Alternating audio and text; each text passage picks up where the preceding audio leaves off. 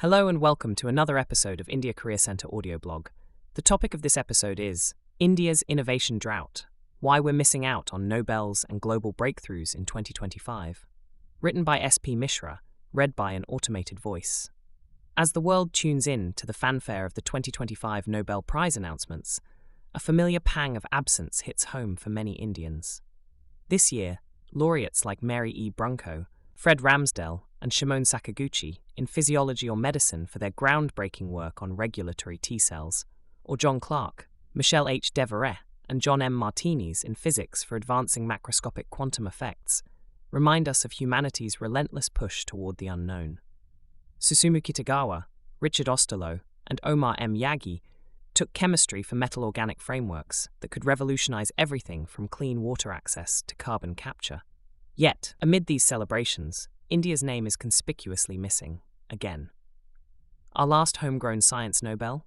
C.V. Raman in 1930, nearly a century ago. It's a stark reminder that despite our billion-plus population, sprawling education system, and economic rise, we're punching below our weight in the global arena of innovation.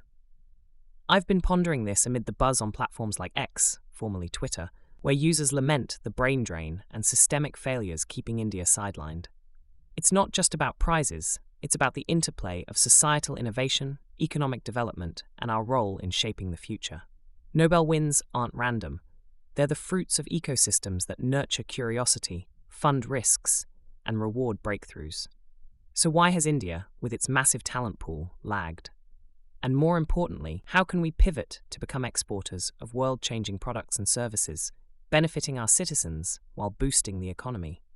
Let's dive deep into this, exploring the roots of our innovation shortfall and charting a path forward.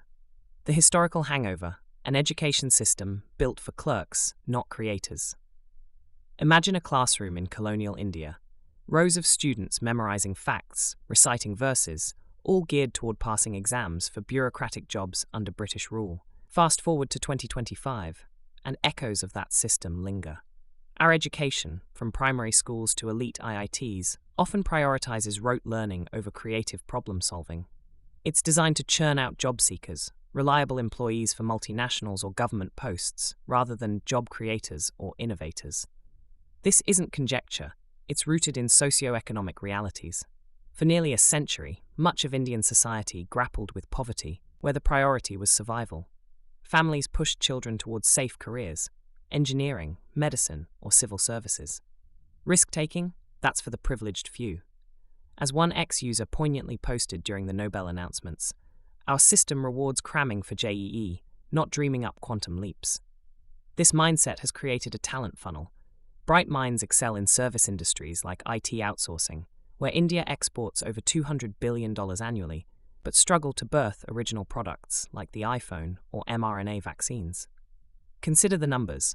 India has over 1,000 universities and 40 million higher education enrollments, the world's largest youth demographic. Yet, in the 2025 Global Innovation Index, we rank 38th. Impressive for a lower middle-income economy, but trailing far behind leaders like Switzerland or South Korea. Our strengths? Tech clusters in Bengaluru and Mumbai, ICT exports. Weaknesses? R&D intensity, knowledge creation. We filed about 60,000 patents yearly, a fraction of China's 1.5 million. This gap isn't just statistical, it's a narrative of missed opportunities, where potential Einsteins become coders instead of pioneers. Economic pressures. The survival mode that stifles dreams. Delving deeper, economic vulnerability has been the silent saboteur. Post-independence, India's focus was on lifting millions from poverty, laudable, but it sidelined long-term innovation bets. Low-income families couldn't afford the luxury of failure. A stable job was the golden ticket. This created a culture where innovation, with its inherent risks, took a back seat. Today, even as GDP soars past $3 trillion, inequality persists. The bottom 50% hold just 6% of wealth, per recent reports. This economic divide reinforces the job seeker mentality. Parents invest in coaching classes for competitive exams, not STEM kits or startup incubators. Result? A brain drain of epic proportions. Around 1 million Indian-origin scientists work abroad, including Nobel winners like Venki Ramakrishnan, whose prize-winning ribosome research happened in the UK, not India. But it's not all gloom. Initiatives like Startup India have sparked a unicorn boom, over 100 in the last decade. Yet, most are in fintech or e-commerce, service-oriented rather than deep tech. We export software talent, but import hardware like semiconductors. This imbalance hampers our ability to create exportable innovations. Think affordable solar tech for Africa, or AI-driven diagnostics for global health crises. Beyond education and economics, the systemic snag's low R&D spending is a glaring culprit. India invests just 0.7% of GDP versus the global 2.4% average. Private sector chips in only 40% compared to 70% in advanced nations. Without funding, labs lack cutting-edge tools and researchers can't pursue high-risk ideas. Bureaucracy adds friction. Red tape delays projects, political interference stifles autonomy, and weak intellectual property, IP protection, deters investors. Cultural factors play in too. A societal aversion to failure, hierarchical institutions that discourage questioning, and limited interdisciplinary collaboration. In contrast, Nobel hubs like the US or Sweden foster ecosystems where academia, industry, and government tango seamlessly. On X, during the 2025 Nobel threads, users highlighted these. India's R&D budget is peanuts. How do we expect miracles? Another pointed to institutional rot. Our unis are teaching factories, not research powerhouses.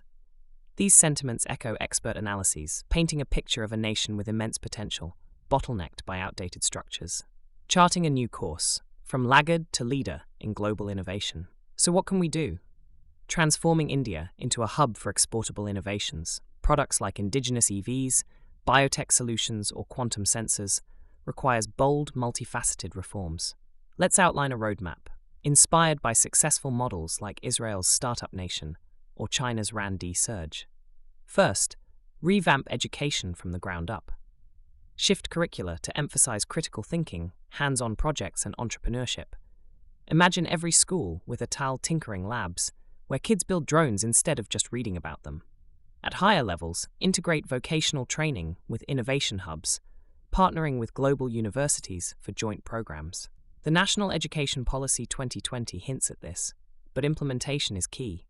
Aim for interdisciplinary courses blending AI with biology, fostering the next CRISPR breakthrough. Second, supercharge R&D investment. Target 2% of GDP by 2030, with incentives like tax credits to draw 60% from the private sector. Create sector-specific funds, a clean energy kitty for solar innovations exportable to sunny climes, or a biotech pool for affordable vaccines. De-risk startups with government-backed loans, turning ideas into market-ready products. The recent 1 lakh crore allocation for the Anusandhan National Research Fund is a start. Scale it to moonshot levels like DARPA in the US. Third, slash bureaucracy and bolster IP. Digitize approvals, enforce robust patent laws, and build data marketplaces for AI fuel. This would attract foreign direct investment, FDI, turning India into a manufacturing powerhouse for high-tech exports. Fourth, reverse the brain drain. Offer diaspora incentives. Research grants, world-class labs, even dual citizenship perks. Foster global collaborations via alliances like the Quad, co-developing quantum tech or sustainable materials. Imagine Indian engineers leading joint ventures, exporting know-how back home. Fifth, prioritize high-impact sectors. Develop roadmaps for AI, biotech, clean energy, and advanced manufacturing. Make in India could focus on labor-intensive innovations, like low-cost medical devices for domestic use and export to developing nations. This creates jobs, spurs growth, and links innovation to economic upliftment. Culturally, nurture a failure-tolerant mindset. Launch national innovation challenges, mentorship programs, and media campaigns celebrating flops as stepping stones. Government can lead, fund audacious projects like space tech or climate solutions, inspiring a generation. The payoff: a virtuous cycle of growth and glory. Envision 2035. India tops the GII Top 20, exporting quantum computers to Europe, biotech therapies to the world. Nobel nods become routine, not rarities. Domestically, innovations solve real woes: affordable clean water via metal organic frameworks, AI-optimized agriculture boosting farmer incomes. Economically, this could add trillions to GDP, creating millions of high-skill jobs. But it demands collective will. Policymakers must prioritize, businesses invest, educators inspire, and citizens demand change. As the 2025 Nobels fade, let's not just lament, let's act. India's story isn't one of perpetual lag, it's a narrative waiting for its innovative twist. With our demographic dividend and rising ambitions, the stage is set. The question is, will we seize it? Thanks for listening to this audio blog. If you like this audio blog, give us a 5-star rating, share with others, and subscribe to the channel. See you soon in our next audio blog and inspire you in your professional and personal life with ideas and thoughts.